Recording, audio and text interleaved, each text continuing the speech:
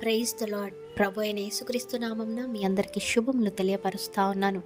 ఈ యొక్క వాగ్దానాలచే మీరు ఆదరింపబడినట్లయితే తప్పకుండా ఇతరులకు షేర్ చేయడానికి ప్రయత్నించండి. కీర్తనకారుడి జీవితంలో ఎన్నో కష్టాలు, ఎన్నో బాధలు, ఎన్నో శ్రమల మధ్య జీవిస్తున్నప్పుడు దేవుని వాక్యాన్ని పట్టుకున్నాడు. తన పరిస్థితుల వైపు తను చూడలేదు.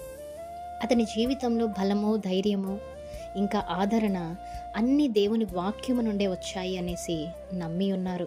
గనుక నీ వాక్యము నన్ను బ్రతికించి ఉన్నది అనేసి వ్రాసి ఉన్నారు. మరి బ్రతికించడం అంటే కేవలము శారీరక జీవితాన్ని సూచించడం కాదు, కానీ నిరాశలో నీకు ఆశని ఇవ్వడం, బలహీనతలో నీకు బలాన్ని ఇవ్వడము, భయంలో ధైర్యాన్ని ఇవ్వడము, ఆత్మీయంగా పునరుద్ధరించడం. దేవుని వాక్యము మన హృదయానికి ఆహారము మరియు మన ఆత్మకు జీవము.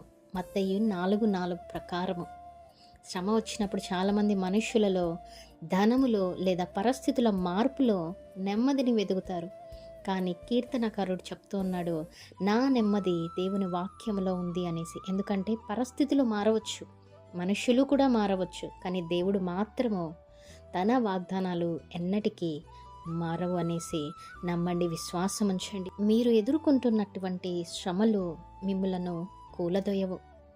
ఆయన వాక్యమే మిమ్మల్ని బ్రతికించును. కనుక మీ కన్నీళ్ళ మధ్య ఆయన వాగ్దానాలు మీకు నెమ్మదిగా ఉంటాయి. కనుక నమ్మండి, విశ్వాసం ఉంచండి, నిరాశ పడవద్దు.